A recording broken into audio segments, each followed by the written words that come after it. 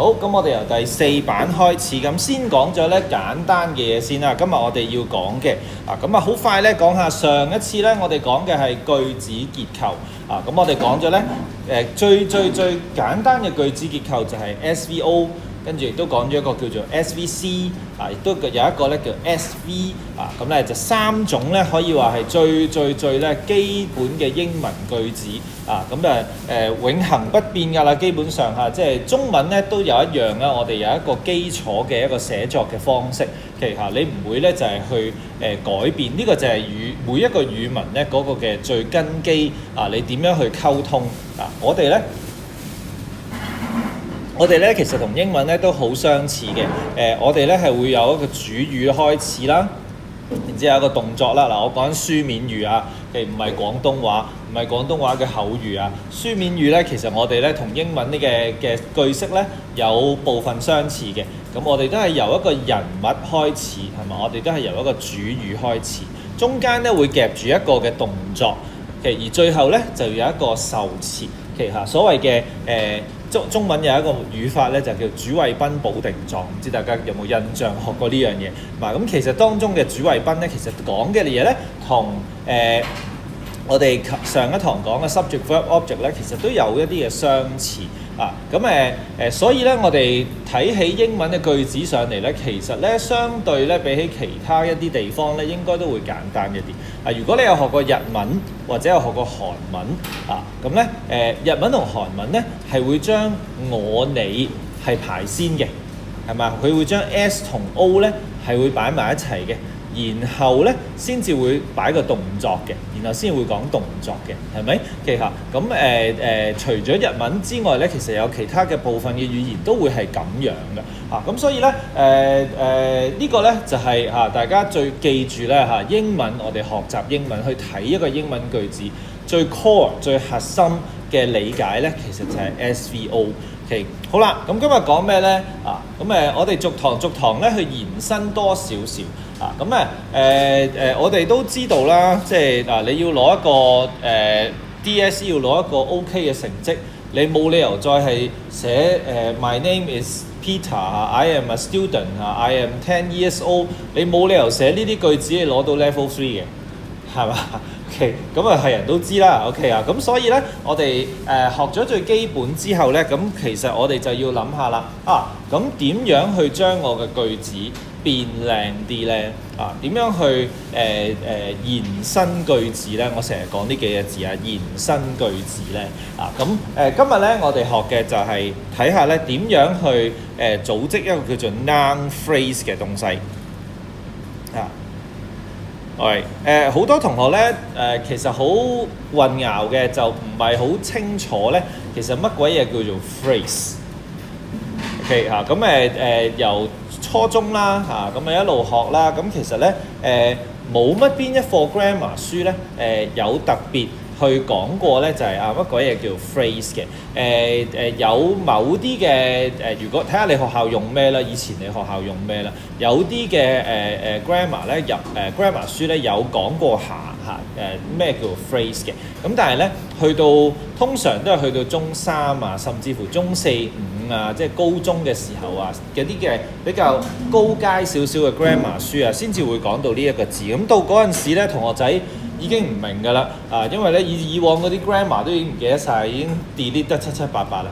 咁跟住你再同我講咩 phrase 咩 clause 我都唔係好認識啦。OK，咁簡單嚟講咧，其實 noun phrase 嘅意思咧就係我哋呢度 part 1noun phrase 咧其實就係一紮字擺埋一齊，OK 就係叫做 phrase 㗎啦。咁最簡單就係 a beautiful girl。咁咪一個 noun phrase 咯。OK 所以 phrase 咧其實唔係一個乜嘢咁複雜嘅概念。佢嘅意思只係我哋唔係一個 word 啦，一個字咧，你求其抽一個字出嚟啦，譬如呢個 note 字啦，咁呢個叫做一個 word 啦，係咪 ？OK 呢個叫一個 word 啦。咁其實兩個字黐埋咧 grammar notes 咧 grammar notes 咧呢個就已經係一個 phrase 嚟㗎啦。OK， 呢個就已經係一個 phrase 嚟㗎啦，得唔得？Alright，得唔得？ OK 咁然後we are reading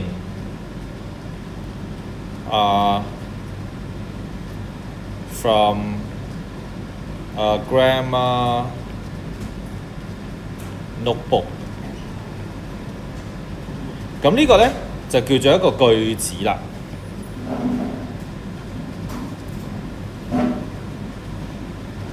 OK， 即係由呢度到呢度，我哋就叫做一個句子啦 ，sentence。咁喺個 sentence 裡面咧，我哋就可以有 phrase。OK， 我哋就可以有 phrase， 得唔得？Alright， 咁亦都可以有大家可能咧學過一個字叫 clause clause，咁但係今日咧我哋就唔講嗰個啦，唔好一次過咧嘢都將所有嘢 mix 埋一齊咧咁你搞唔掂嘅，聽唔明嘅記下。咁所以咧其實你任何寫一句唔係好複雜嘅句子咧，其實裡面咧當中咧都會有好多咧唔同嘅 phrases 咧，其實你寫咗出嚟嘅。OK， 咁 phrases 咧，除咗係我哋而家睇到呢啲叫 noun phrases 啦，因為咧你係講緊呢個係 noun phrases 啦，因為你係講緊一個名詞啦，係咪？你係講一個名詞啦，咁只不過咧你係解釋多啲呢個係咩嘢嘅 notebook， 咁就你就將你就已經叫做 modify 咗呢個名詞啦。其實 modify 嘅意思咧，即係去提升佢嘅資料，提供多啲嘅資料。咁所以咧最簡單就係加形容詞，咁呢個就已經係叫做一個 phrase。好啦，咁你話頭先你話仲有唔同嘅 phrase， 其實係㗎。嗱，譬如咧我哋仲可以話呢度啦 ，in a classroom。Okay, we are reading from a grammar notebook in a classroom. Okay， 喺邊度啊？喺邊度啊？喺個課室裏面。Okay， 咁呢個咧就叫做一個 prepositional phrase 啦。Okay， 呢個就叫做一個 prepositional phrase 啦。咁咧呢個就係一個 in 啊嘛，喺邊一度啊嘛。Okay， 喺邊一度啊嘛。係啦，咁所以咧大家當你見到所謂一個 phrase 咧，其實就係句子裡面咧嘅一啲嘅組合 ，OK， 一啲嘅組合，咁可能係幾個名詞嘅組合，又或者好似而家咁，你見到咧就係用一啲嘅形容詞 ，OK， 係用一啲嘅形容詞，再加埋另外一啲嘅名詞嘅一啲嘅組合。咁呢啲咧，我哋都會統稱佢叫做 phrase 嘅。咁認識呢個字有咩咁緊要咧？即係除咗你要知道呢啲 grammar 字之外，呢個字咧，其實喺閱讀理解嘅試卷咧，你係經常見到呢個字嘅。喺上次考試咧，你都一定見到呢個字嘅。因為有好多題目咧，都係叫你咧 find a word。呢個 projector 咧，唔知點解咧，斬咗我嘅左手邊。係啦。OK， 有冇印象咧？你一定見過一個咁樣嘅問題嘅。佢話咧你睇下第一段啦 ，find a word or a phrase that means 乜乜乜，係咪啊？幫我揾一隻字或者揾一個 phrase 嘅意思係乜乜乜乜乜嘅。係咪啊？嗱，所以咧呢個字咧，其實你經常都見嚇，你經常都見。咁你希望過咗今堂咧，你就開始明白多啲。其實你係揾緊啲乜嘢咧？其實當佢問你嚇 find a phrase， 其實請你揾個 phrase 啦。咁其實你係揾緊啲乜咧？其實你就唔係揾緊一隻字，你亦都唔係揾緊一句子。你係揾緊句子裡面咧嘅一嚿嘢。OK 幾個字黐埋嘅，可能係 grammar notebook， 可能係 in a classroom， 可能係a group of，OK 呢個都係 phrase 嚟㗎啦，a group of，OK 加埋可能a group of words 啦，咁樣呢個都係 phrase 嚟㗎。OK， 總之黐埋一齊解嘅 ，OK 一齊解嘅嘢，咁我哋咧就叫佢做一個 phrase 㗎啦。OK， 好啦，咁咧。我哋有幾多樣嘢可以有即係幾多樣嘢？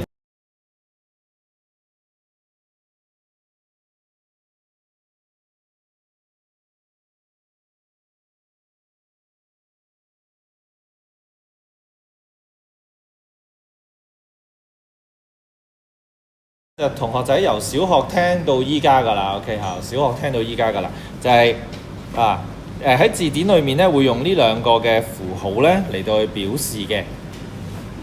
OK，框住個 C 字啦，或者框住個 U 字。OK，框住個 C 字嘅咧就係、可數嘅。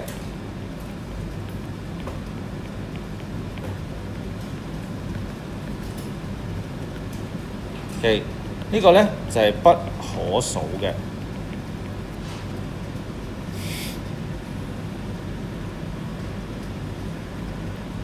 OK，嗱呢個咧其實好多學生咧係唔係覺得係咩一回事嚟嘅咁因為咧我哋中文咧其實係冇呢個概念嘅。OK，我哋中文咧其實係冇何謂數得到或者係數唔到。我哋唔會因為嗰樣嘢數到或者係數唔到咧，我哋會喺個中文字嗰度咧會做一啲嘅變化。我哋係唔會咁做嘅。係咪啊？咁而我哋任何嘅嘢咧，我哋都會用量詞去表達嘅，係咪？我哋都會用量詞去表達嘅。我哋會用幾多張台、幾多張凳，係咪？又或者係幾多部電話，其實每一個物件咧，我哋都會俾一個量詞俾佢嘅。係嘛？其實喺小學2、3年班嘅時候咧，其實1年班開始都有學㗎啦。其實咁我好熟悉嘅，因為我個女咧啱啱就考完3年班，就準備升4年班。其實咁所以咧同佢溫書就好熟悉呢啲嘅量詞咁咧咁佢就每一次考試咧都要背一堆嘅但係英文咧就唔係咁樣嘅諗法。其實英文就唔係咁嘅諗法。英文咧就係分咗可以數嘅嘢。咁你好簡單，如果你淨係想你唔想話俾人聽有幾多嘅 ，OK 咁你只係想話總之就係俾一堆我啦 ，OK，I need some chairs，OK，I need some chairs，OK，咁我就加個 s， 咁我就加個 s，OK，some 咧或者many 或者few 呢啲咧就係多少嘅量詞啦，其實多少嘅量詞啦，或者係一些啦。咁我哋就已經表達咗咧，我哋想要多過一張凳 ，OK， 我哋想要多過一張凳，咁所以咧，我哋要認識咧一個字咧可以數同唔可以數咧，其實喺英文嚟講咧，呢啲就叫做基本功。如果我睇緊一篇作文咧，同學仔係完全唔理會呢一樣嘢咧，咁你都幾難攞到一個 level 3嘅。OK 你要記住，所以你每寫一句嘢咧，其實你都要留意就係我使唔使有 s 咧喺呢個字我係講緊全部學生students， 定係只係講緊咩咧即係淨係講緊某個學生定係點咧？我係講緊嗰班人啦，定係嗰個人咧？咁呢啲咧，其實我哋咧喺寫嘢嘅時候咧，其實要諗得好清楚。好啦，咁講呢個之前咧，我哋又解釋一下啦。其實喺英文嘅角度嚟講咧，乜嘢可以數，乜嘢唔可以數咧？嗱，咁看似簡單，其實有少複雜。首先咧就係可以數嘅嘢先啦。可以數嘅嘢咧就唔一定係淨係睇得到嘅嘢先可以數嘅。OK 嗱，以往咧好多老師有好多唔同嘅金句俾你嘅，我相信係嘛？OK 睇到嗰啲咪數到咯，所以咩table chairs 一個電話一部電腦嗰啲咪數到咯，啱唔啱啊？OK 好啦，咁但係有啲嘢睇唔到都數到嘅喎，例如 experience。OK experience。如果你見工咧，其實你話我有好多唔同嘅經驗咧我做過我咩都做過㗎。其實超市我又做過，餐廳我又做過送貨我又做過好多經驗㗎咁樣咁呢個係咪 experiences 係咪啊？係喎。咁但係經驗係睇得到嘅咩？係睇唔到嘅喎，係嘛？呢啲係你裡面嘅嘢嚟㗎嘛，係嘛？睇唔到嘅喎，其實咁所以咧呢個咧又唔完全啱晒 ，OK 又唔完全啱晒。即係話咧我哋唔可以淨係去諗一樣嘢睇到定睇唔到 ，OK 好啦。另外咧有啲乜嘢係數唔到咧？咁以往老師又會同你講啦，就係嗰啲多到數唔到嗰啲咯，係咪啊？所以頭髮咧數唔數到嘅？數唔到嘅。OK， 頭髮數唔到嘅，米數唔數到嘅 rice， 即係嗰啲好多好多嘅。OK， 米又數唔到嘅，頭髮又數唔到嘅。OK， 咁但係食麵數唔數到嘅？Noodles 啊，有冇 S 㗎 noodles？ 有嘅喎，有嘅喎。係啊 ，noodles 係有 S 嘅喎，但係米啊數唔到啊。其咁哇咩解構啊？咩玩法啊？其咁係咪即係話又係唔啱得晒咧？又好似係喎。OK， 又好似係喎。嗱，所以咧英文嘅文法咧，其實我成日都覺得咧就係你點樣背一本乜嘢 grammar 書咧？其實冇 perfect 嘅。因為咧總有例外嘅。頭先講嗰啲 rules 咧，其實全部都啱嘅喎。OK 即係一啲嘅物料啦，譬如空氣啊、水啊，一啲物質啊、鐵啊、鋼啊，其實嗰啲咧包括食物啦，大部分嘅食物都係數唔到嘅。OK， 呢個係啱嘅。咁但係總有例外嘅喎。OK， 總有例外嘅喎。OK， 好啦，咁即係點記咧 ？OK 即係點記咧？我哋去睇一啲比較特別嘅例子啊。其實呢一度咧列出嚟嘅咧，全部都係比較特別嘅例子嚟嘅。OK，我哋睇頭4個，你就知道咧嗰個有趣嘅地方啦。OK， 好，其實 information 咧係冇 S 嘅喎。我相信咧大家錯咗好多年嘅啦。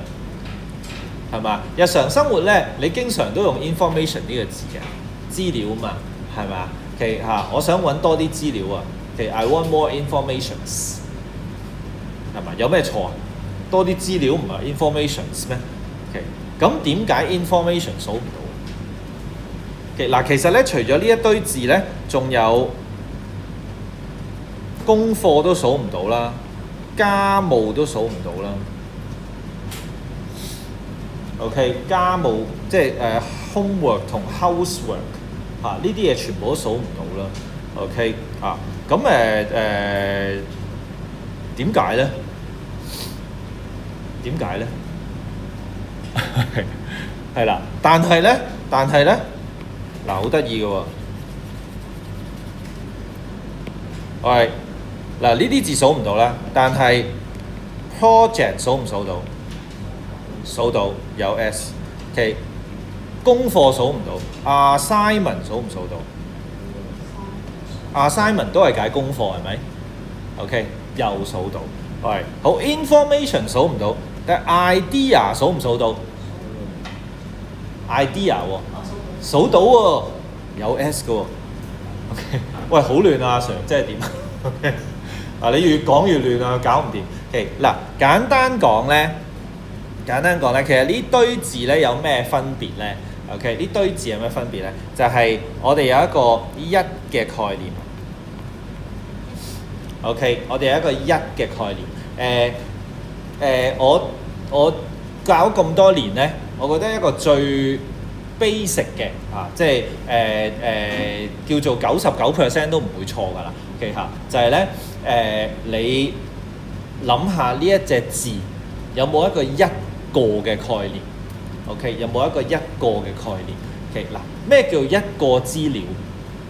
咩叫一個資料？譬如話，OK， 你要去你想去買一隻股票 ，OK 咁你上網咧去睇下呢間公司 ，OK 咁一份嘅資料可能係佢一個嘅年報咁一個嘅年報可能係幾百頁嘅喎，係咪？OK 可能係幾百頁嘅喎，咁呢個係一份資料，係咪？咁但係你話我想揾首歌 ，OK 我想揾首歌嚟緊呢個世界盃決賽啦，係咪？中場好似有麥當娜咧，大家仲識唔識有 BTS 仲有係嘛？呢個應該識啲。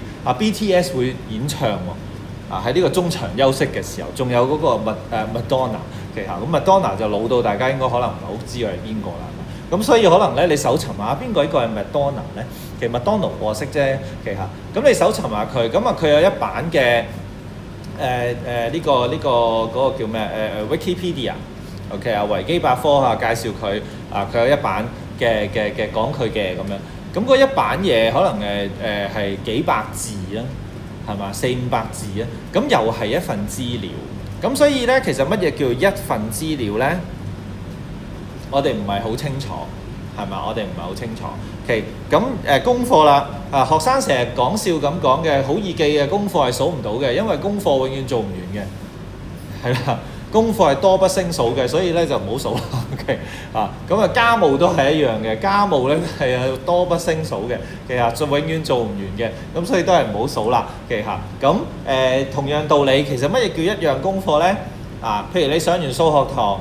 阿 Alan Sir 咧就俾咗10條數俾你，你呢個禮拜同我計咗佢啦，10條數咁樣嚇。咁但係跟住咧，你上中文堂啦，阿陳 Sir 咧就嗌你，喂，你做個讀書報告，做呢個呢個白先勇嗰個乜鬼嗰本書死啦唔記得咗。其實白先勇嗰本書你寫個讀書報告3000字咁樣咁呢個又係功課，係咪啊？咁咩叫一份功課咧？係嘛？咩叫一份功課咧？咁但係呢一啲咧，你話喂咁 projects 都有長有短啫，係嘛 ？OK， 咁 assignments 都係啦。但係咧呢兩隻字咧同 homework 咧有一個幾大嘅分別嘅。project 咧一定係有一個研究啦，然之後咧你會寫一個小報告啦，然後咧你會去做一個 present 係嘛？咁 project 基本上就係咁啦，係嘛？咁 assignment 咧大部分嘅 assignment 咧，其實都係講緊書寫嘅，係嘛？你要寫一個論文啦，你要對呢一樣嘢做一個研究，然之後去寫一篇文啦。其實咁呢兩個字咧，其實係有一個方向嘅。OK， 呢兩個字係一個方向嘅，但係 homework 係冇嘅。OK，homework 係冇嘅。我可以簡單到好似上次咁樣，你寫5句，你寫5句句子。OK， 你寫5句句子就係 homework 啦，係咪 ？OK， 咁同樣地咯 ideas 咧。同 information 咧，其實都係有一個好似 homework 同 projects 嘅分別啦。OK， 就係 information 係廣闊啲。OK， 咁但係如果你話 I have an idea 我有個諗法。OK， 我有個諗法。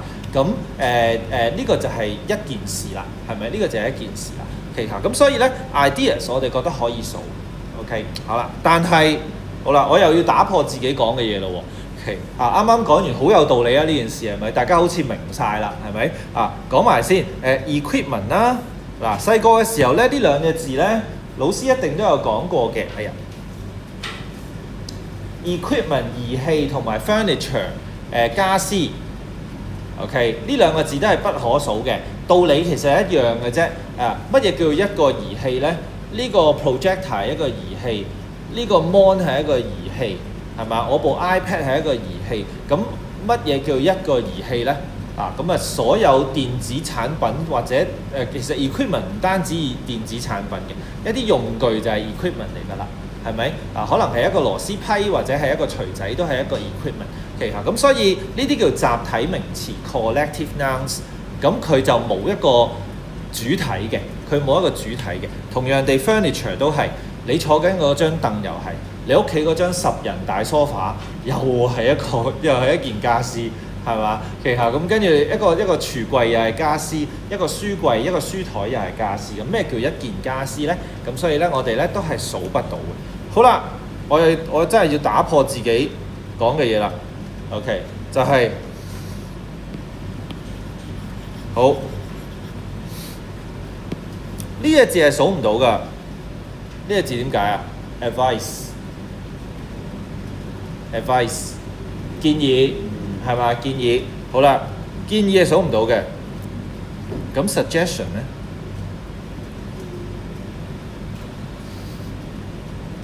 ？suggestion 咧數唔數到㗎？唔知喎，查字典啦，問下 AI 唔係好肯定喎，阿 Sir。suggestion 有冇 S 嘅咧？我聽到啦，有喎，suggestions 有 S 嘅。你話喂，呢兩個字冇分別啦，阿 Sir 我學咗咁多年 ，advice 同 suggestions 都冇分別嘅喎，老師都係咁講嘅喎。喂，仲有一個，呢個咧就分別就大啲。呢個就應該係明顯有分別啦。recommendation 中文都會唔同啦，唔係建議係咩啊？推薦或者係推介係咪啊？譬如我問你，喂，荃灣有咩好食啊？有咩推介啊？OK 嚇，咁咧就 recommendations 嚇，呢個就易明啲。但係呢兩個真係搞唔掂喎。OK， 呢兩個字原來有分別嘅咩？嗱，呢兩個字咧係同我頭先嗰個概念咧，又完全係南轅北轍啦。OK， 又完全唔同咗啦。OK， 頭先我哋講話冇一嘅概念就數唔到嘛。OK 嚇，咁建議咧其實又係好似冇乜有一個一嘅概念。OK，一個簡單嘅建議可能係食咩啊 ？OK 嚇，食咩啊？有咩好嘢食啊 ？What do you suggest? Any suggestions？ 係咪啊 ？OK， 咁琴日其實我就因為屋企有啲事，我冇翻到去同同學仔一齊放榜啦。咁但係都有好多同學 WhatsApp 問我啦，就係哎呀，我唔係考得好理想啊。咁有一個學生咧，就我本應預計佢可以有 level 5，咁但係最終佢攞咗個 level 4啊，咁所以咧都失咗少少預算啦咁樣嚇，因為佢好想讀英文嘅啊，咁但係就攞唔到 level 5咧，就好難入到一啲大學嘅英文系啦咁樣啊，咁佢就問我咩建議啊？我應該點啊咁樣啊？咁我就同佢打咗一大堆嘢啦，都打咗十幾20分鐘嘅對話咁樣啦。咁呢個又係一個 advice 係咪？或者係一個 suggestions。咁好似頭先我講就係，喂，咁即係好難定義到一個 suggestions 啦，係咪？或者好難定義到一個 advice 啦，啱唔啱啊？其實咁咪同頭先我講嘅嘢咪又唔同咗咯？係㗎。所以我一開始就話俾你聽咧，就係所有 grammar 咧都係 reference 嚟㗎咋，即係都係指引嚟㗎咋。你永遠會揾到一啲咧就係例外嘅例子嘅。OK， 好啦，咁但係咧今日我要教你一樣嘢，就係其實呢兩隻字咧嗱，所有老師都教唔到你啊。OK 嚇，我研究咗好耐啊，呢兩隻字咧原來係有分別嘅。OK， 呢兩隻字，係你話嚇有咩分別啊？好啦，嗱，其實中文翻譯咧，其實佢真係冇分別，都係解建議。OK， 好，但係原來咧喺英文上面咧，我諗喺情況上面咧，你係會有用法嘅，有 level 嘅唔同嘅。OK， 好似頭先咁問，OK， 陣間放學嘅時候話，大家同學仔一齊去食宵夜，OK， 咁你就會問啦，喂，食咩啊？呢度啊，路德圍咁多嘢揀 ，OK 嚇，食咩啊 ？Any suggestions？ 咁我哋會用 suggestions。係咪 ？OK， 你幾時會用 advice 呢個字咧？譬如尋日放榜 ，OK， 同學仔問我點算好啊 ？OK， 點算好啊？你估佢係用 suggestions 定係用 advice 啊 ？advice 係啦 ，OK。譬如你要做一啲大買賣 ，OK 嚇，或者係你有啲法律問題 ，OK， 你要揾個律師去問下一啲法律意見。我哋永遠都係聽到人哋講 legal 乜嘢啊？冇錯 ，legal advice。OK， 你冇聽過人講 legal suggestion 嘅，啱唔啱啊 ？OK， 所以原來呢兩隻字咧係真係喺用法上咧係有分別㗎。OK 係有分別㗎。我哋咧用 suggestions 咧係用喺一啲好多日常生活咧就係有咩推薦啊，有咩推介啊。有咩建議啊？嘅嚇，咁咧我哋就會用 suggestions 呢個字咧就多啲為主。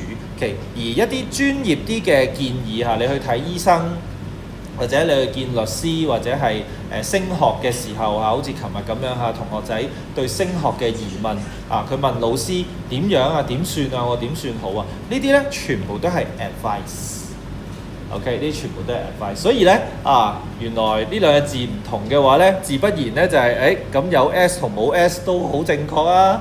係咁就即係 advice 咧可能係好簡短 OK 嚇，有啲同學我真係答得佢好簡短嘅，因為咧佢就係即係一睇就知唔得啦。OK 嚇，咁咧亦都有一個咧就係佢想上訴啊。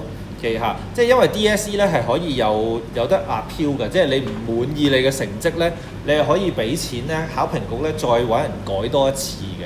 OK， 你話吓，咁如果我本身攞到 Level 3，跟住佢改多次，我攞咗個 Level 2點算啊？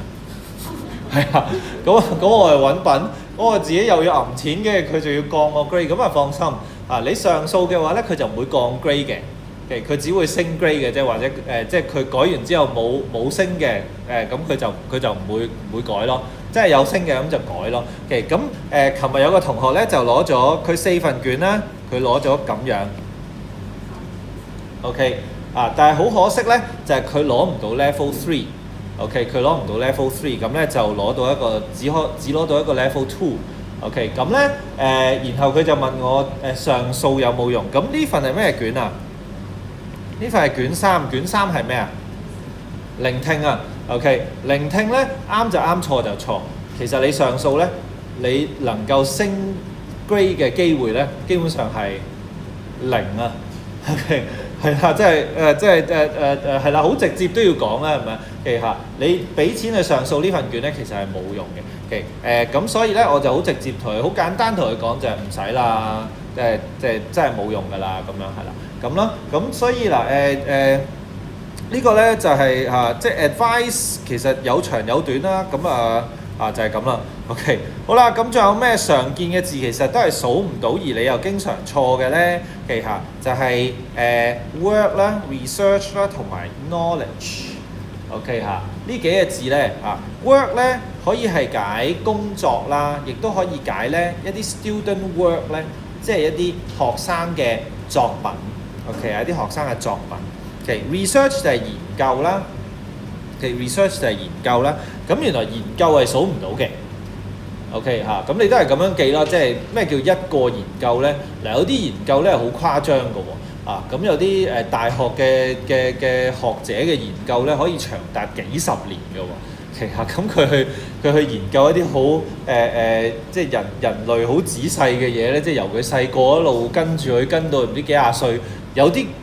以往係有啲咁嘅研究嘅喎，其實咁亦都有啲研究簡單啲啦，即係我哋可能揾一紮人去試一個新藥咁樣，亦都係一個研究啦。咁所以咧research 咧都係數唔到嘅。knowledge，OK， 知識咧都係其實咁咩叫一樣知識咧貌似可以數到嘅。我譬如我學 physics， 我學咗一課力學，咁呢個咪叫一個知識咯，係嘛？咁但係咧我哋就難啲咁樣去量化知識啦，其實咁所以 knowledge 咧我哋都係唔數嘅。OK， 好啦，咁講完數到數唔到啦喎，咁跟住咧我哋就要去留意咧另外一樣嘢啦，所有數得到 OK countable 而又係得一個嘅英文咧叫 singular。OK， 所有可以數嘅嘢，一支筆啦，一部電話啦，一支水啦，一個遙控啦，其實所有可以數得到嘅嘢咧，我哋都要加 a 或者 an 喺佢前面嘅。如果你係講一樣嘢嘅話，OK， 呢個亦都係咧我哋作文嘅時候經常漏嘅一樣嘢嚟。我其實成日提同學咧，最後你留翻10分鐘去 check 卷咧。呢個 check 卷嘅意思咧，其實就係睇呢啲嘢。OK 同學成日覺得就係我唔識嗰啲 grammar， 我都唔識 check 㗎啦。OK 咁其實最簡單嘅嘢就係呢啲，只要你唔好錯呢啲咧其實你就會唔好話去唔去到 level 3啊，起碼唔會俾人掟到落 level 1先啦。OK 去到 level 1咧，就係你連呢啲嘢都錯。OK， 即係你講一棵樹咁，你淨係講 tree 就唔講tree。OK 咁呢啲咧就係我哋成日睇嘅所謂基礎英文。OK， 好 ，all right， 好啦，咁呢個咧咧，我哋唔係成日加嘅，係咪？我哋唔係成日加嘅。OK，喺DSE 嘅層次咧，通常我哋係想講某一些人啦，某一些事情啦，大家都知道係乜嘢嚟嘅咧。咁最常咧，我哋譬如會講政府係嘛 ，the government 嚟。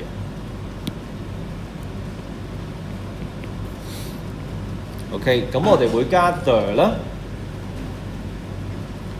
喂，即係簡單咧，最容易嘅概念咧，就係我哋係咪講緊某一班人 ？OK， 或者某一樣嘢？喂，咁我哋就有個 the 俾佢啦。OK， 我哋就有個 the 俾佢啦。喂，咁我哋陣間做練習嘅時候咧，再睇清楚少少一啲特別嘅情況啦。OK， 好。咁如果係一個眾數詞咧，你又冇講到係乜嘢嘅群組嘅話咧 ，OK 咁基本上咧你就唔使有咩 a and the 嗰啲嘢噶啦。喂，咁譬如啦，喂我哋簡單講就係我想話 students in Hong Kong are hardworking, are very hardworking.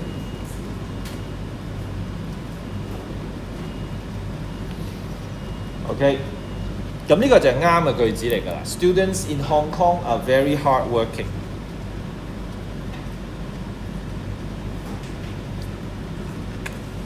OK 咁咧我哋冇指到邊一班學生，我哋只係講香港嘅學生。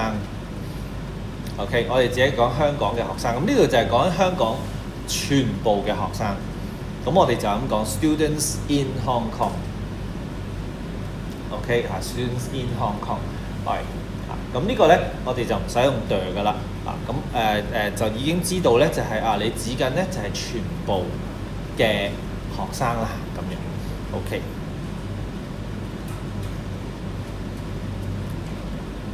好，咁而最後咧就係我哋咧點樣去寫多啲字咧？其實講到最尾咧，就係點樣攞多分啲咧？點樣攞高分啲咧？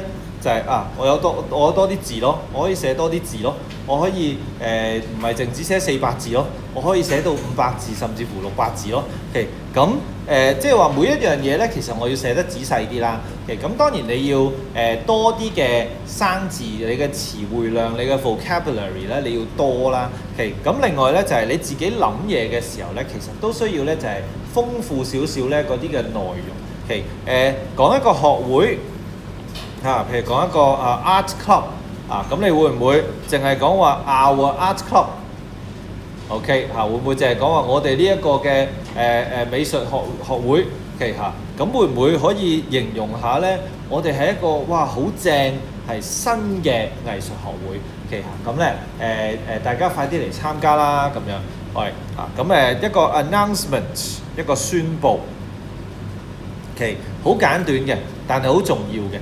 OK， 咁我哋咪咁樣寫咯 ，important short announcement。OK， 嗱，咁呢度我教緊乜嘢咧？呢度咧其實係講緊咧，我哋寫幾個形容詞咧冇問題嘅，你可以寫2、3個形容詞咧去形容咧就係一件事嘅。喂，咁但係咧其實有次序嘅，簡單就係呢一個次序啦。OK， 簡單就係呢個次序啦。咩叫 opinion adjective？咩叫 opinion adjective？opinion adjective 咧我用唔同顏色啦，不如 OK 嗱呢啲就係 opinion adjective。OK 好，跟住size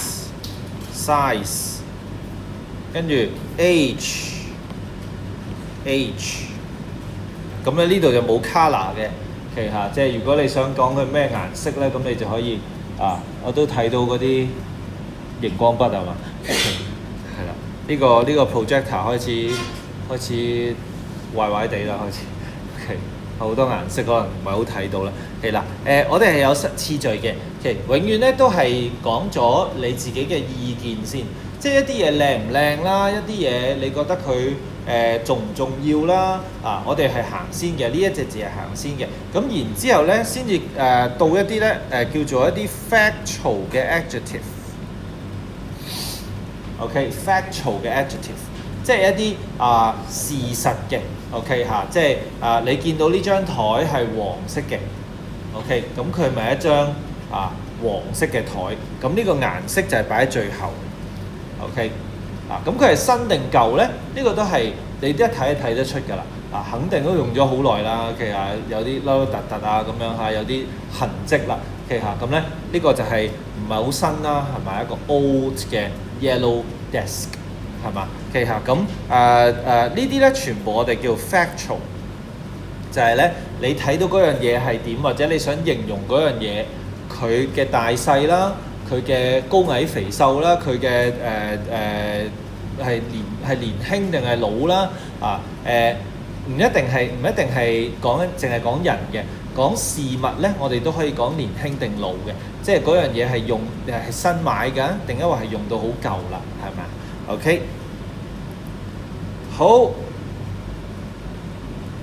咁咧2A 咧，我哋唔再做啦，我哋頭先花咗好多時間咧去講咩係 countable， 咩 uncountable 啦，咁呢度咧我哋跳一跳啦。好啦，咁我哋睇一睇 exercise 2B 啊。喂，學生會咧正在搞緊一個organizing 咧係組織緊啦學生會正在組織緊一個新嘅節目 ，OK， 一個新嘅節目係要唔要咧？要嘅 ，a new radio program 旗下一個節目係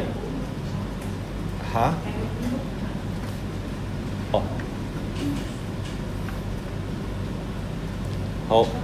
跟住 ，you do not need experience to join our club。你唔使任何經驗嘅，使唔使 an experience 咧？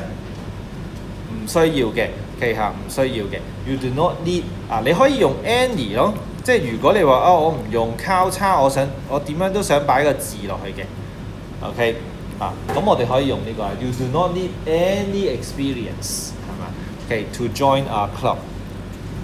好。佢係一個好出色嘅記者。She is an excellent interviewer。OK，interviewer 咧同 journalist 咧唔一樣㗎OK，interviewer 咧係通常做一啲節目咧，即係志雲大師嗰啲係啦，就坐喺度咧揾個嘉賓咧一路訪問佢嗰一啲就係 interviewer。OK 咁journalist 咧就係寫嘢嗰啲記者。其實所以呢兩隻字咧有啲分別OK，please send 乜嘢 email to our secretary before Friday。Please send an email 啦，一封電郵啦。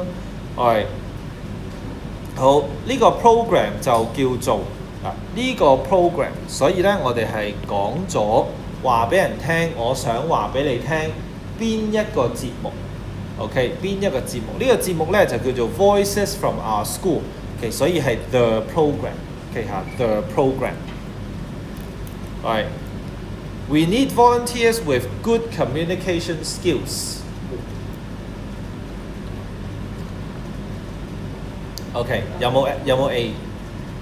冇，係啦。OK， 因為咧呢個係好得意嘅，溝通技巧啦，又或者社交技巧啦，又或者咧仲有好多嘅嗰啲咩 survival skills 咩 life skills 嗰啲咧 ，OK 嚇，即係life skills 即係一啲日常生活技巧啦，其實係一啲技能啦，其實咁咧我哋咧好常就係加個 S 喺後面嘅 ，OK 因為咧個諗法就係溝通技巧唔係得一種嘅，你有好嘅溝通技巧咧，即係你同唔同嘅人咧，你都會溝通得到啦。旗下咁你同唔同嘅人溝通得到咧，其實咧你 somehow 咧你係用緊好多唔同嘅技巧嘅喎。旗下有啲人咧可能沉默啲啦，咁你要講多啲嘢啦，係咪？有啲人咧就佢本身咧就好多嘢講啦，咁你就做一個聆聽者啦，係嘛？其實咁所以咧記住呢啲所有 skills 咧，我哋全部都有 S 嘅。呢個聆聽係經常考嘅。其實頭先漏咗講呢一樣嘢，我哋除咗對自己作文咧，你要好小心就係我寫嘢有單眾數嘅分別之外咧，其實聆聽卷咧係考非常非常之多咧，一啲字咧究竟係數到定數唔到，一啲字咧佢有 S 定係冇 S。你聽嘅時候咧，你未必好清楚聽到佢有個咁樣。好多時都聽唔到嘅係啦。咁尤其是你真係考 DSE 你會塞住隻耳嘅，其實即係唔係用呢啲咁樣咁沙聲嗰啲咁嘅喇叭咁樣播出嚟你真係會你會用 headphone 塞住隻耳，咁可能會好少少啦。咁但係咧都好多時咧，我哋都未必真係聽得到，就係究竟呢個字係有 S 定冇 S？ 咁其實就係從嗰句嘢咧，或者從佢講緊嗰個故事咧，你去諗翻就係佢講緊我請一個義工喎，呢個義工咧要去訪問唔係訪問，去探訪老人家喎咁樣嚇，咁佢要點啊？佢有 good communication skills， 咁我哋要醒目啦，我哋要知道咧呢個 skills 就係有 S 啦。OK，I book one night stay at Seaside Hotel。呢個好有趣，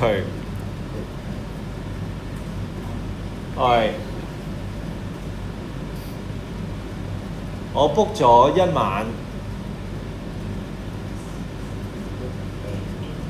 ，N 定係 A？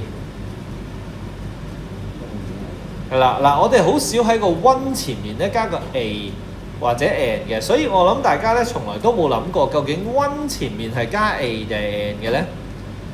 係啦，老師講過咧 A、E、I、O、U 前面咧就係用咩啊？就係用 N 嘅 ，OK 嚇。咁但係咧老師亦都教過你嘅，有啲係唔一樣嘅。例如係1小時，係1小時係咩 hour？An hour 唔係 one hour 都啱 ，OK 但係你亦都可以講 an hour 係咪？因為個 H 係冇聲啊嘛。OK 好啦，咁原來 one 咧好得意喎 ，one 咧其實都唔係 O 字開頭喎，你講咩啊 Sir？ 係啦，我想問呢個字點讀啊？係啦 ，win 嘅過去式 one 係嘛 ？win 嘅過去式係 one， 呢個字咧都係 one。咁有乜理由呢個字係 W 行頭，呢個字係 O 行頭，同樣發音？有咩可能？冇可能。所以咧，其實你查下字典，呢兩個字嘅拼音都係咁寫嘅，係 W 開頭嘅。OK， 係 W 開頭嘅。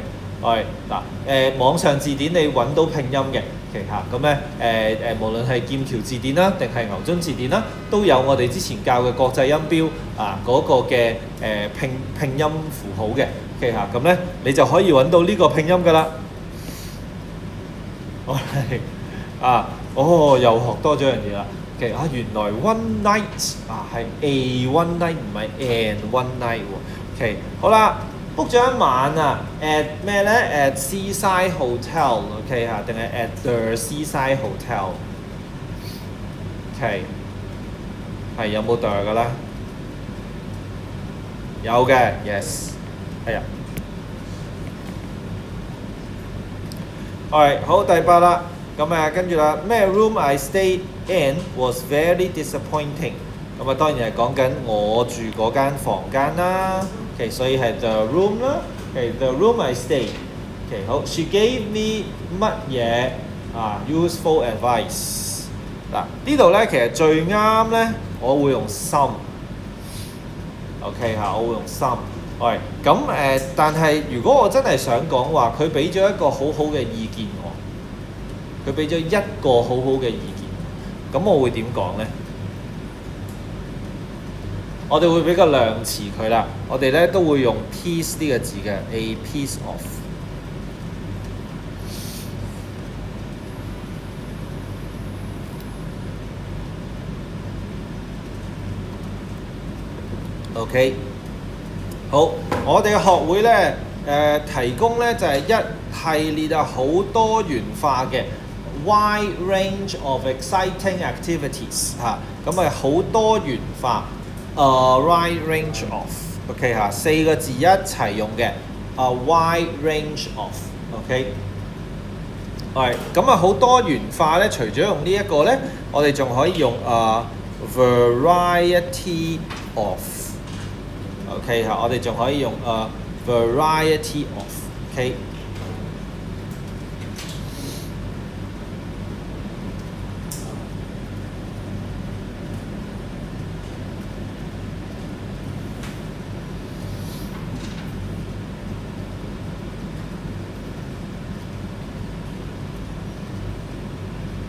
好 ，OK。咁呢個重組句子我哋留翻你自己做啦。OK， 好啦，咁咧跟住我哋睇埋 2D 咧，咁我哋就去我哋今日嗰個新聞啦。OK， 咁呢個咧係揾錯處啊。嗱，咁我哋今日咧就講咗咩係可以數，咩唔可以數啦。要加 a and der 啦，又定一話係有啲時候係唔使加 a and der 啦。咁嗱，睇下咧，你揾唔揾到？呢度有4個錯處，呢一段嘢有4個錯處。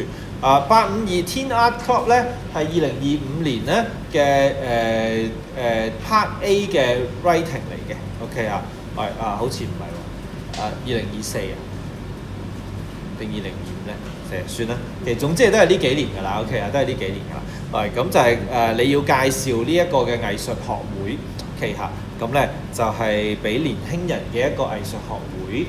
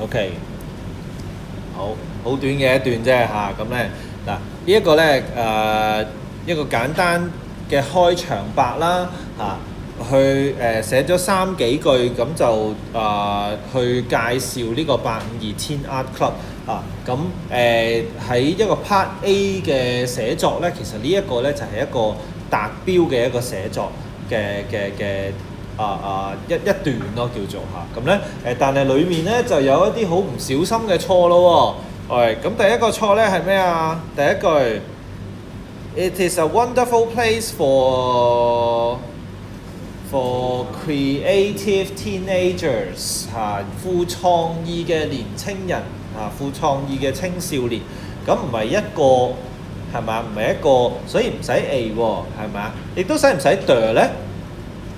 使唔使 D 咧？嗱呢啲咧就係唔少同學咧係唔係都加個 D 啊？因為咧可能以往一路學英文嘅時候，老師成日話你做乜唔加 D 啊？呢度要加 D 啊，嗰度要加 D 啊，咁啊 D 下咧，咁啊係唔係都加個 D 落去啦？咁樣嚇，咁呢個就係到你而家去寫到 DSE 嘅水平啦。你要識得分嘅咧，其實就係我係咪淨係指某一班有創意嘅年輕人咧，定係所有創意嘅年輕人我都歡迎你嚟我呢個學會㗎咁樣咧？咁如果係後者嘅話咧，其實就唔使用 D 啦。係咪？唔使用 D 啦，我唔係指緊係呢間中學先可以嚟參加，或者係定係嗰間中學先可以嚟參加，就係全香港嚇，甚或係全世界嚇，你中意參加我呢個 club 咧，你都可以嚟參加。咁所以咧就咁有個 S， 就唔需要有 D 啦。OK，we offer many informations。好，呢個係經常都見到錯嘅嘢。OK。第一樣就係頭先講咗啦 ，information 係冇 S 啦。第二樣啦就係、其實咧，我一路都建議同學咧，一路都叫同學咧，就係、你唔好再用 much 同 many 啦。係啦，點用都係錯嘅，真係唔好成日用 many 啦，好唔好啊？有一個字係好萬能嘅，唔係字，有一個 phrase 係好萬能嘅，以後你都係用嗰個啦，就係咩咧？就係你用呢個 phrase 咧係啦，你係唔使理佢 countable 定係 uncountable 嘅，就係冇錯啦，就係 a lot of 係啦，就係 a lot of。咁你以後就係用呢個啦，你唔好再用 many 同 much 啊，好唔好啊？其實咁咧我都係經常咧都叫同學咁樣做啊。Alright, so we offer a lot of information about different art forms。旗下唔同嘅一啲嘅藝術嘅咩叫 forms 咧？呢個係形態嘅意思。Art forms 咧，即係可能係畫畫啦、雕塑啦，而家仲有嗰啲數碼嘅畫啦，係咪嗰啲都係一種嘅 art forms 啦。甚或係而家大家都可以係呢個動畫大師啦。大家有冇玩過嗰啲？大家有冇玩 Seed Dance 啊？係啦，如果你有抖音咧，就應該可以玩到呢個 Seed Dance 喎，即係抖音裏面嗰個整短片嘅 AI 啊。咁嗰個而家係即係雖然係國內嘅產品啦咁但係嗰個咧係全世界而家可以話係最勁嘅一個整短片嘅一個 AI 嚟嘅。你真係玩下，你平時你睇小紅書定乜鬼咧？你睇到嗰啲好得意咩麥當勞叔叔喺度打下 KFC 嗰個阿伯啊，跟住阿 KFC 個阿伯攞個雞髀出嚟打下麥當勞叔叔啊，嗰啲片咧就係 Seed Dance 做㗎，係啦，即係呢個字啊 Seed Dance。咁而家咧最新好似係2.0。係啦，咁我唔知係咪抖音用戶就可以，因為我冇啊。但係我有用，我有用到 Seed Dance 嘅，就係我之前叫大家 download 嗰個 POE 咧，嗰個 app 咧，咁佢就有一個轉換版本啦嗱，但係唔係原裝嘅版本啊，有啲分別嘅所以如果你有 download 到抖音咧，你不妨可以試下咧，就係用抖音裡面嘅 Seed Dance 好似係真係好勁嘅咁大家可以玩下。OK， 又唔使錢嘅，其實而家呢啲真係任得你用咧，你好用。OK 即係而家啲高科技嘢就係咁樣啊！一開頭咧任得你用咧，咁你就好好珍惜跟住當你用到不能自拔嘅時候咧，佢就會同你講不如你每個月俾翻28蚊我。係啦，跟住係啦，跟住下次咧就你想再多啲 function 呢一個月58蚊係嘛？呢個唔知點解永遠都係有個8字尾㗎嘛，係咪？好啦，咁咧跟住呢個 art form 係啱嘅呢個 S 係啱嘅。Okay，our club has modern studio and equipment 呢個係錯㗎啦。好，跟住呢句咧係嗱，一般同學仔寫到咁咧就都 level 3㗎啦會員就話members say that joining the club was the most memorable experience of their lives。OK 嗱，咁就一句呢啲嘅句子咧就係啱晒 grammar 啦，有一啲嘅複雜句嘅成分喺裏面啦。OK 咁有 say that。呢個係一個用其他顏色啊。呢個係一個clause 啦咁我哋遲啲會教呢一樣嘢clause 啦。跟住咧有一個 phrase joining the club 唔係 the club 喎，係參加呢一個學會喎，參加呢個學會喎其實咧動詞係可以做 subject 嘅。OK， 動詞可以做 subject 嘅，最緊要就記得將佢變做咩咧？變做 ing。OK joining the club was the most 呢個咪 SVC 咯，呢個咪 SVC 咯，就我哋上一堂講嘅嘢咯。只不過個 C 同個 S 係長啲咁解啫嘛。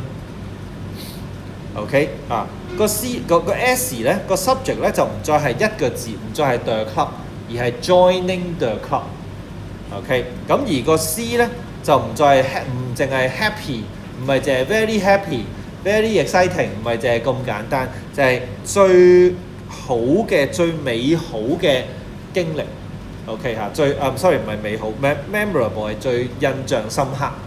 OK 我哋用呢個字印象深刻 memorable。OK 喺佢哋生命裡面佢覺得最印象深刻嘅經歷就係咧參加我哋呢一個嘅學會啦咁樣。OK 呢個係 SVC 嚟嘅喎，呢個係 SVC 嚟嘅喎。OK 即係我哋上一堂講嘅嘢嚟嘅喎。OK 好啦，咁跟住咧我哋咧跳一跳去咧我哋今日咧派嗰一份嘅新聞咯喎。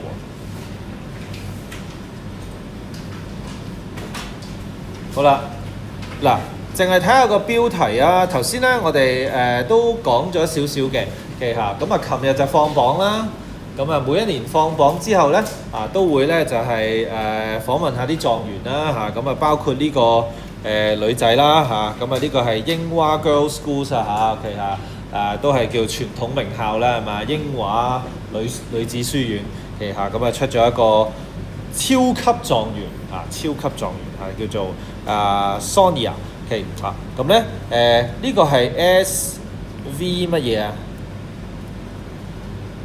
？O 個標題就已經係 SVO 啦，係咪Hong Kong Top Scorers 香港嘅最高分嘅人，即係狀元啦。狀元咧其實係冇英文嘅，因為呢個係好中國嘅一個我哋嘅一個 term 嚟嘅由呢個歷史即係咁多個朝代都要考呢個叫咩科舉係嘛？咁咧就所以考到科舉就中狀元係嘛？呢個係好中式嘅一個嘅講法，所以呢個冇一個英文翻譯我哋咧英文咧就會咁樣講top scorers 即係最高分嘅人。咁share 分享啦。係咪咁頭先一開始咧都講啦，即係每一年都會訪問呢啲狀元，然之後咧佢哋都會分享自己嘅讀書心得就係呢一個啦 ，their revision secrets， 即係佢哋讀書嘅秘方係咪真係有嘅咧？係咪真係有嘅咧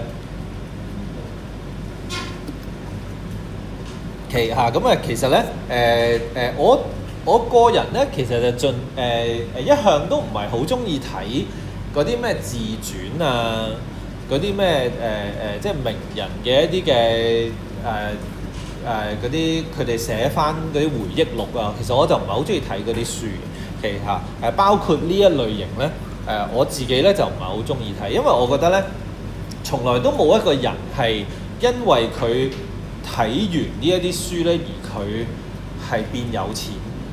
即係你睇完 Elon Musk 嘅書之後你會唔會變咗一個 Elon Musk 咧？係啦，其實所有叻嘅人咧係佢自己叻，而其他人係複製唔到嘅。OK 好多我哋即係可能係你成功咗一啲嘢，然之後你同人分享咁樣啦，嚇咁你都會發現咧，就係、其實你做到咧，唔代表人哋係會抄到嘅，嚇咁我自己我成日都分享我呢3年咧我個減肥經歷啦，嚇咁我到而家呢一天咧，我仍然都係每一朝都係4點零5點鐘我會起身，然之後咧會去5點半到我會去到健身室，咁係啦，跟住做 gym 做到6點半7點左右咁沖涼，咁然之後就翻工咁樣。我呢個習慣維持咗3年。咁我由疫情嘅時候唔止啦，今年第4年啦，係2026年啦，轉眼已經係啦。咁由疫情嘅時候，我200幾磅咧，到而家你見到我呢個樣係啦 ，OK 係啦，我哋200幾磅嘅，最恐怖嘅時候就係疫情嗰2年幾咧，不停係咁食啊嘛，喺屋企又唔使喐，我坐喺度對住個 iPad 就好似而家咁，我係咁 zoom 係咪？一日8點鐘 zoom 到4點鐘，咁啊坐喺度一路側邊就喺度食嘅係嘛 ？OK 咁咧就係咁啦咁，但係我分享呢件事咧，其實係然後so far 係冇一個人會話啊好啊，我試下你呢個方案啦咁樣又或者係早排世界盃咧。大家都有睇阿斯朗拿度咧，佢咪有分享佢嘅飲食餐單嘅，係嘛？佢40幾歲咧，仲好似仲 fit 過一個20幾歲嘅一個足球員噶嘛，係咪？咁跟住佢公開佢飲食餐單之後，又係你估有冇人會跟？係啊，真係搞唔掂喎，係嘛？日日係咁樣食白霎嘅嘢，點掂啊？係啦，咁所以係咪真係睇完佢哋呢啲嘅分享，你會得到一啲嘢？可能會得到一啲嘢嘅技巧。咁但係有幾多個人係真係會跟住做咧？其實咧真係好咩嘅。但係 anyways，我哋睇下今屆咧幾個嘅狀元佢講啲乜嘢咧咁樣啦。好，咁第一段咯喎。OK， 嗱呢度咧用緊 ing 咧嚟到去做緊一啲嘅長句子喎，我哋睇下第一個 phrase 啦。嗱呢個就係一個 phrase 啦。Setting a timer to take a short break after every 25 minutes of study。OK， 嗱呢嚿成嚿嘢咧，其實就係一個 phrase。Alright，佢係一個動作嚟嘅，就係設一個時限。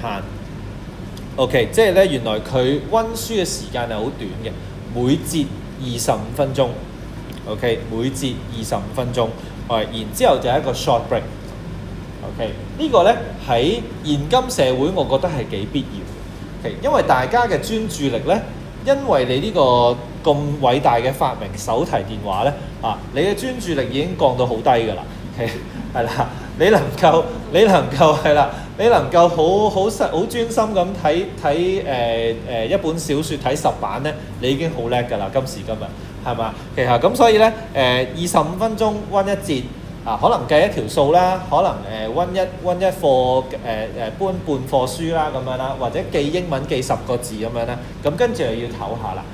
另外仲咩compiling a mistakes booklet to learn from past errors。OK， 整一個錯誤嘅書籍，OK， 做錯咗嘅書籍，OK， 咁咧去做咩學習以前過去我嘅錯誤，OK， 即係我以前犯過咩錯咧，我寫低佢，OK， 同埋啦，用人工智能，OK，using artificial intelligence to boost English skills，OK， 咁呢度咧有3個 phrase 喎，第一個 phrase， 第2個 phrase， 第3個 phrase。OK， 係就係呢個已經係放到最大啦，因為左手邊咧食咗我啲字啦已經。OK， 好啦，咁咧，所以呢度咧好長嘅一個 S 喎，由呢度去到呢度都係個寫呢度都係個 S。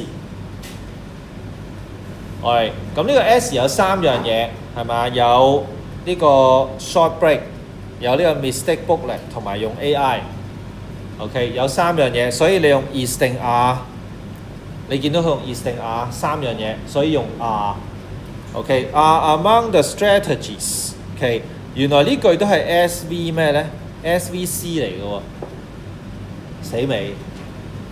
嗱，我冇講錯㗎，係啦，上個禮拜學嘅嘢係真係咧永遠都啱使㗎，只不過就係人哋寫嘢寫到有幾複雜啫嘛，人哋嗰個 S 可以有幾複雜啫嘛，就係原來個 S 可以咁鬼長嘅喎，好啦，咁然後呢啲就係嗰啲策略啦 ，strategies 就係個策略。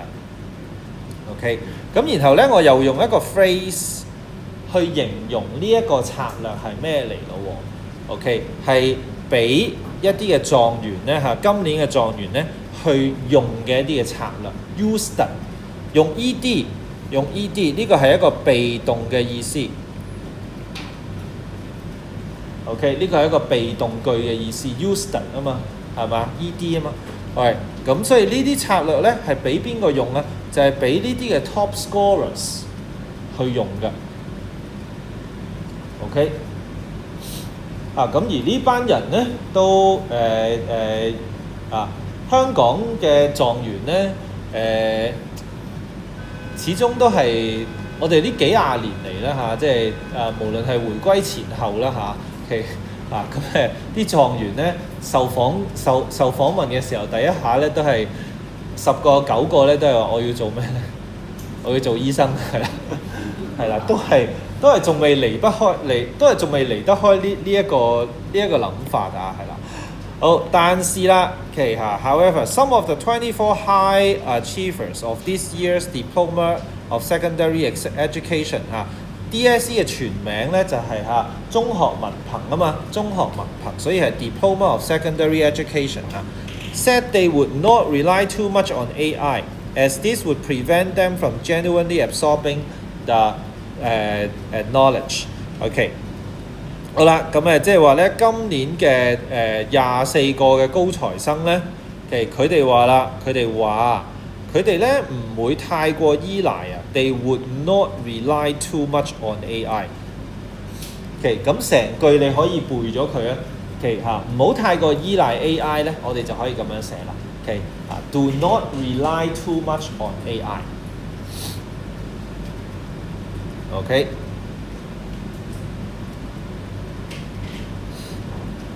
好，咁因為咧咁樣係會阻礙到佢哋咧真正去吸收知識。吸收知識可以用呢一隻字absorb，就係吸收啦。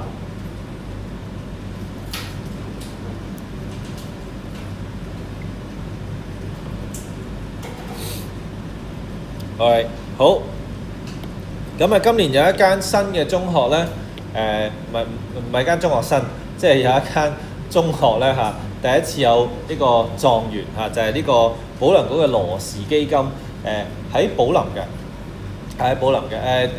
就算你住寶林咧，你都未必知佢喺邊嘅，因為咧佢幾隱蔽嘅呢一間學校。如果你有去過寶林嘅 VTC 咧，佢就喺 VTC 嘅隔離。咁寶林嗰間 VTC 咧，又係有些少難去嘅，唔係喺地鐵站附近嘅OK。好啦，咁呢一個咧叫做黃樂賢啦咁咧佢咧係呢間學校第一個嘅 top scorer 啦，呢間學校第一個嘅狀元啦，就話啦 ，he had avoid burnout， 佢避免咧去 burnout 呢個咧，我哋可以好值得學下嘅一個字即係咩咧？即係攰到傻咗，即係殘咗，冇錯啦。OK 呢個係一個名詞嚟嘅，拆翻開咧就係一個動詞嚟嘅，黐埋咗係一個字咧就係一個名詞嚟嘅。OK，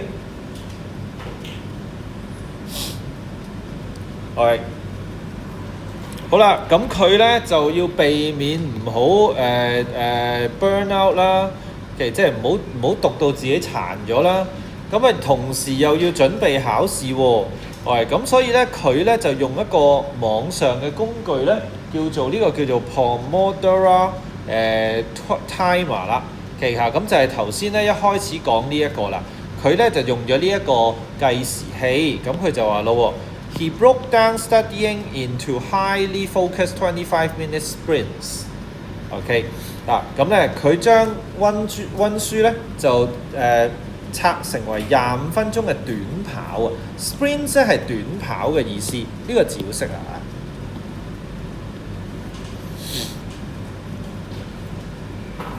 OK。Followed by 5-minute breaks in an effect to keep his brain sharp and ward off procrastination. OK， 好呢、個字咧我唔記得咗係咪喺呢一班，應該唔係呢一班啦，今日第2堂嘅，係啦。OK， 我哋講過㗎啦，喺夜校。OK， 呢個咧係拖延症嘅英文啊，係啦，呢個係拖延症嘅英文啊，拖。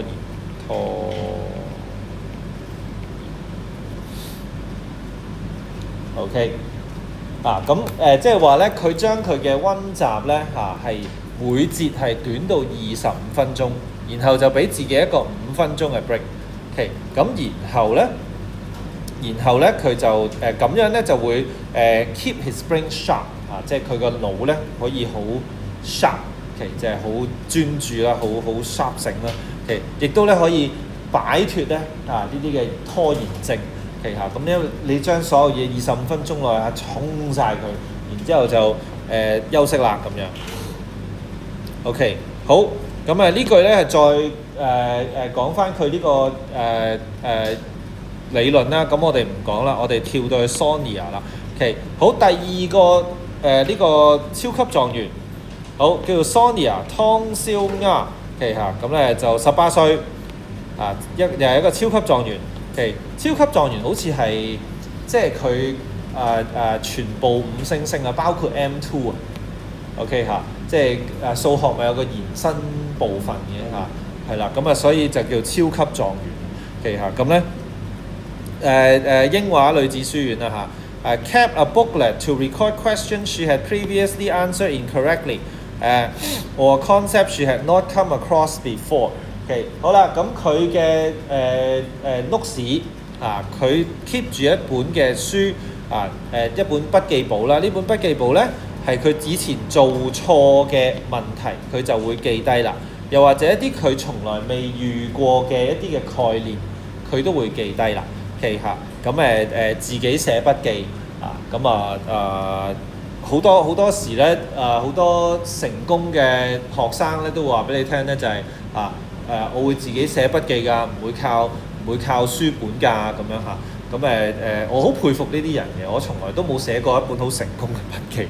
OK， 好啦 ，She found it highly effective way to remind herself of what she has studied and to learn from her mistakes, especially in maths。OK， 咁咧佢覺得佢 found 咧唔一定係解揾到嘅。I found something, I found it useful。咁咧即係嘅意思咧，即係話我覺得佢覺得咧係一個好有用嘅方法a highly effective way。OK， 非常之有效嘅方法，去提醒佢自己咧，佢學咗啲乜嘢啦，同埋咧就係去從佢嘅錯誤中學習啦。OK， 嗱，你見到咧，其實我哋一路解落去咧，已經開始唔使特別去理會個 SVO 啦，你開始一路直解咧，其實你開始解得通啲英文㗎啦。OK， 你拆開佢一橛橛咁樣去解咧，其實你就開始解得通㗎啦。OK， 好啦，咁咧跟住啦喎，佢話啦，由中一開始咧我成日都咧就有啲 careless mistakes 啦，即係一啲唔小心嘅犯錯啦，其實個個學生都有㗎啦即係我學校，即係我改卷咧，即係睇到嘔血嘅咧，就係尤其是好多初中嘅卷咁咧因為初中仲有嗰啲 grammar 嗰啲考試啊嘛，即係填嗰啲 in on at 或者係書本裡面有20個生字咧，咁你要填翻嗰啲生字落去嗰啲填充咧，咁有一半咧其實都係公詞填充㗎啦。嗰啲死仔可以抄隻字落去咧 ，OK，I 都變咗 O 跟住又冇咗個 A 抄都可以抄錯嘅，其實呢啲咪 careless mistakes 咯，OK 即係一啲唔小心嘅錯啦。OK 例如 turning subtraction into addition。OK， 喂呢啲咧其實數學嘅一啲嘅terms 咧貌似冇乜用啦。OK 嚇，咁其實咧我哋唔係用英文讀數學咧，其實你少咗好多好多呢一啲嘅字，譬如減數 ，OK 啊，減數就係 subtraction， 加數就係咩啊？加數就係 addition。OK 嚇，咁呢啲咧其實都唔係喺英文書裏面學嘅，其實都係喺數學書裏面學嘅。OK 嚇，咁anyways 啊，OK 嚇，好啦，咁呢度咧我哋唔多講佢後面嗰啲咩常犯錯誤啦。OK， 好啦，咁跟住，呢句嘢好值得大家學啊 ！To excel in。OK， 我識嘅 excel 係咩意思咧？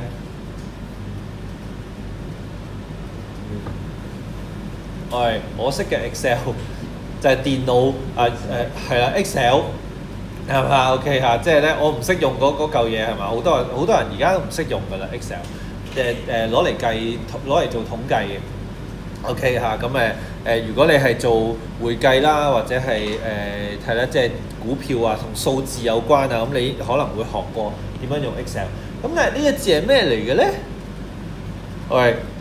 呢個字係咩意思咧？好啦，你唔識佢嘅動詞嘅，不過你一定識佢嘅形容詞嘅。係啦，佢嘅形容詞係 excellent。呢個我識啊，係啦，老細讚我咧，呢個最好啦 ，OK 嚇。老細如果一翻嚟讚 excellent， 哇，咁啊 OK 啦，即係有人工加啦咁 ，OK 咁即係咩啊？即係好定唔好啊？即係好好啦，非常好啦，好優越啦 ，OK。咁原來咧佢有動詞嘅喎 ，to excel in something，OK 咁佢跟住嘅咧一定會跟住個 in 嘅，佢一定會跟住個 in 嘅。喺邊方面去變得優越一啲 ？OK 我哋唔一定要用 improve 呢個字嘅 ，OK 即係佢一個簡單嘅字就係大家都識嘅就係 improve 咯，係咪啊 ？To improve English。咁但係咧我唔係淨係想 improve 啊，我想5星星。咁我點樣講？就係 to excel in 啊 ，OK，to excel in 啊。To improve 咧，即係可能我30分，我想攞到50分，咁我都非常開心啦。咁但係 to excel 咧，就係我要攞100分 ，OK 冇100我都要95噶啦 ，OK 咁樣咧先係 to excel。係好咁點樣咧去攞英文攞到超好成績啊？咁樣咁咧呢個咧其實我發現咧。今年咧其實難咗嘅 ，OK 難咗嘅。我哋譬如我學校嗰個點講啊？我學校嗰個英文成績啦，咁樣校內嘅成績咧，我哋估咧有啲可能去到80幾分嘅咁樣啦。咁但係咧原來出到去都唔一定係咁樣 ，OK 咁所以其實只會越嚟越難啊 ，OK 只會越嚟越難因為競爭咧其實越嚟越大 ，OK 因為 DSE 咧開始咧放去唔同嘅世界各地，開始有越嚟越多，唔係淨止國內生啦嚇，你唔好淨係覺得就係佢一路放緊好多國內生嚟考，其實咧佢將 DSE 咧，其實佢都擴展緊咧，就係唔同嘅一啲嘅地區 ，OK 咁咧，好啦，咁點樣令到自己英文好叻啊？Top scorer 咧狀元就話咯喎，佢recommend 推介啦 ，OK，paying attention to the news, documentaries, sports commentaries, podcasts, overseas YouTube contents。OK， 好，咁呢啲咧都係大家都識講嘅嘢啦。即係要你咧注意啲乜嘢啊 ？Paying attention， 注意。OK， 注意啲咩啊？注意新聞咯，多留意新聞多睇一啲嘅documentary， 即係一啲紀錄片。OK， 多睇一啲嘅運動嘅commentaries， 即係嗰啲嘅旁述啊。OK 睇世界盃咧，你係睇梗係睇中文旁述啦，係嘛？OK 邊有人睇英文㗎？咁咧都係嘅，都啱嘅，係嘛？好啦，咁咧但係其實 now 咧係有得轉英文嘅，話聲你聽，係啦 ，now 咧係有中英文旁述嘅，其實佢係有英文嘅。咁跟住啦，呢個字咧，我諗大家好少見啊！而家今時今日podcast 咧，其實而家都仲有呢一樣嘢㗎。OK 就係咧，你喺蘋果嗰個 iTunes 咧，即係而家好似叫咗做 music 啦。喺蘋果嗰個 app 嗰個 music app 裏面咧，其實除咗聽歌咧，佢仲有好多節目俾你聽㗎。咁有啲要錢啦，當然係有啲要錢，有啲就 free 嘅，有啲就唔使錢。咁同埋就係睇多啲 YouTube 啦，咁但係唔好睇本地嗰啲，淨係睇飲食嗰啲咧，就唔好淨係睇嗰啲啦，睇 overseas YouTube content。OK 即係咩啊？即係海外嘅一啲 YouTube 嘅頻道。OK 咁咧就去學多啲英文。咁呢個都係我經常其實唔止我㗎啦，個個老師都係講呢啲㗎啦。即係平時要睇多啲咯，平時要聽多啲咯。即係都係講廢話啦，係嘛？OK， 好啦，咁有興趣咧可以繼續睇埋咧，就係有其他咧幾個仲有聖 Paul Colette 啦，即係聖保羅男女啦，仲有邊個啊？仲有 King's 啦即係呢個 King's 中文係咩啊？唔係皇仁喎，英皇書院係啦。OK，King's 唔係銅鑼灣嗰間，銅鑼灣嗰間係 Queen's，King's 係喺上環定西環嗰度係斜佬嗰間。係啦，我唔記得個上環定西環咁嗰度啦。OK 咁有興趣咧都可以睇埋佢哋咧點樣呢一版咧多啲咧就係佢哋分享佢哋點樣用 AI 啦。你見到呢度咧佢哋都有提及到點樣用 AI。事實上咧 AI 咧係我覺得係真係幫到你學習嘅。OK 呢度都簡單分享下我自己一啲即係我都係呢2年我都用好多 AI tools 嘅。咁無論係自己整屋市啦，定係出卷啦，定係自己平日做學校嘅嘢啦，我都用好多 AI 幫手。咁我發現都真係咧，你係可以從中學到好多嘢嘅。咁我都鼓勵大家咧，即係你作文咧，你唔好淨係打多條題目咧，然後就咁簡單地講就係話寫篇文俾我啦咁樣。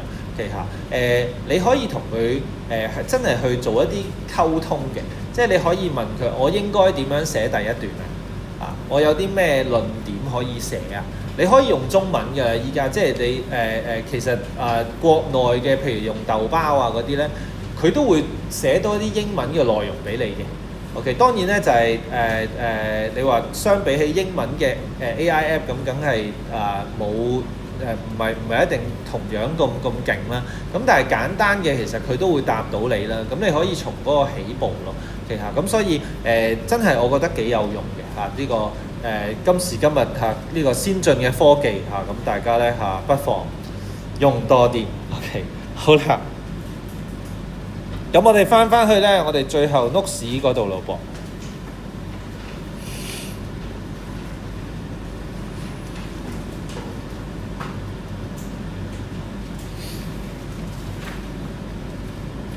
好，咁睇下 part 4咯喎 ，connecting grammar to writing 咁我哋咧係2025年冇錯俾你睇一睇2025年嗰一個嘅writing paper 係點嘅先。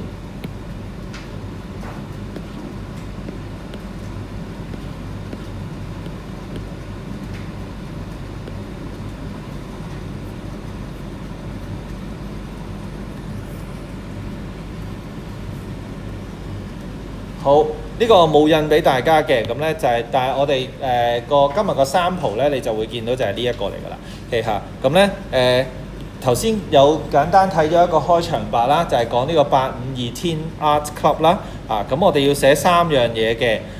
我哋嘅呢個 Teen Art Club 係咩嚟㗎啦？我哋嘅背景啦。我哋嘅其中一個成員啦，佢一個難忘嘅經歷啦。咁啊，將來我哋仲有啲咩活動搞啊？OK 嚇，咁咧就係一個簡單200字嘅一個 short writing 啊，呢啲就係 part A 嘅 writing 啦。OK， 好啦，咁我哋嘅 notes 咧，今日咧就係利用呢一個題目咧嚟到去做一啲示範俾你睇，就係我哋點樣用 noun phrase。OK， 我哋點樣用 noun phrase 去將自己嘅句子連埋佢啦，寫得長一啲啦。嗱，我哋睇下咯喎。We have a club. It has activity. Come and join us. OK， 嗱呢個就係我哋講咧最簡單嘅句子，即係 I am Peter. I am a student. I am a boy. OK， 呢啲嘢咧，就算你寫啱晒咧，你都攞唔到 level 3嘅。OK， 咁我哋要寫到點啊？OK， 起碼都要咁樣啦。我哋呢個 art club 咧係一個 exciting creative community。OK， 好。我哋唔係淨係講自己一個學會，我哋係講咧，我哋係一個創意嘅社群。OK 創意嘅社群。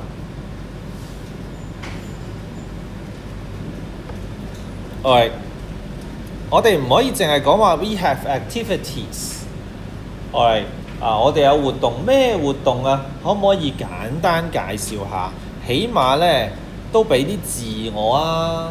OK 即係你唔可以淨係講話 we have wide range of activities。OK 咁然後點啊？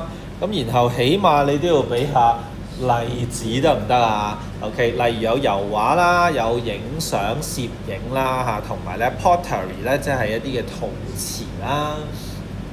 OK， 好啦，咁咧跟住 part 5咧就係頭先我哋睇咧呢一個題目咧，其中一個部分就係話我哋要簡單講下咧，我哋一個會員咧我哋一個成員咧佢一個好難忘嘅經歷。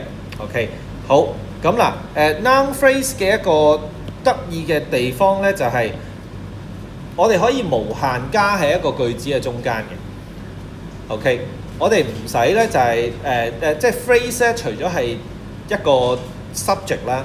OK， 我哋係可以喺 subject 嘅後面，或者係喺佢前面無限加一啲嘅資料落去係可以嘅。Mary 係邊個啊？呢個咪一個 phrase 咯。一個中4嘅學生 ，OK 係一個中4嘅學生就話咯，joining the teen art club 呢個我哋頭先睇到啦，頭先我哋睇過㗎啦呢一句was the most rewarding decision she has ever made。OK 係佢最有中文點樣翻譯咧 ？most rewarding 即係最感到滿足感啦。OK 可以咁樣講。OK 最好嘅一個決定咧我哋咧又係唔係好識 decision 呢個字嘅。OK 咁但係我哋一定識 design 呢一個字，係嘛？其實小學就已經學㗎啦，成日都默書默嘅呢一個成日考試都有考嘅 decide to go where。OK 咁但係原來佢有個名詞嘅喎，就係 decision。OK 咁去年咧佢參與咗she took part in an international photography competition。咁嗱一個簡單嘅句子啦，一個過去式講緊去年佢參加咗乜嘢。OK with the support of our experienced instructors。呢個咧就係一個 preposition phrase 嚟嘅，就係用 with the help of。OK 或者 support 啦 ，help 或者 support 冇分別嘅。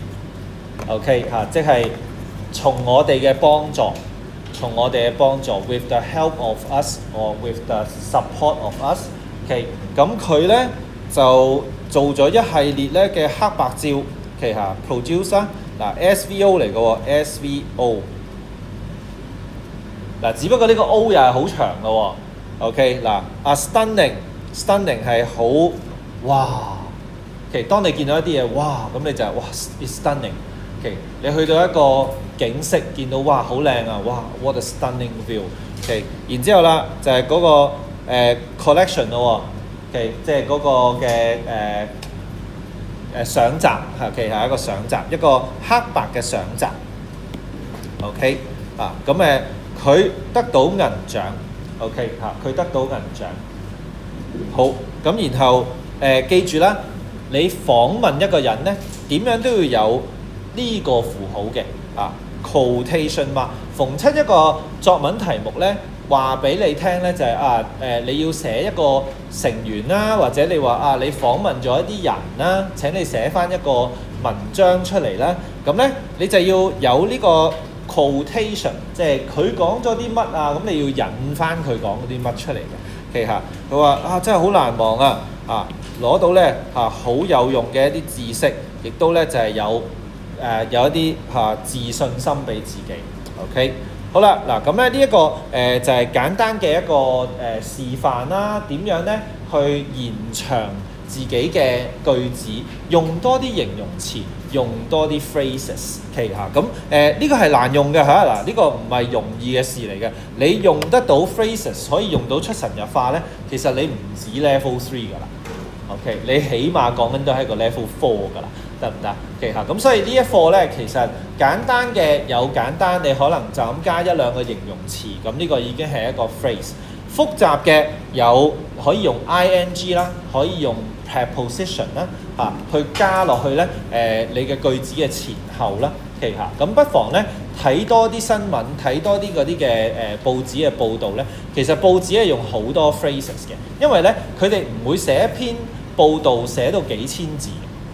佢哋咧會將好多嘅資料咧係擺喺一句子，所以佢哋會將啲句子咧係縮得比較精簡。咁佢就會加插好多嘅 phrase 喺前後啦。咁你就會即係點解閱讀理解你會覺得咁鬼艱難咧？其實就係呢個就係呢個原因啦，就係因為佢哋寫嘢咧要將好多嘅資料啦係擺喺同一句裡面嘅咁所以佢哋會加插咗好多 phrases 喺裏面。OK。好，咁少少嘅功課咧就係 Part 6呢一度啦，咁我哋都係咧去做句子啦。OK， 好啦，就係做4至到6句嘅句子，咁大家咧可以跟住呢度指引去做啦。OK。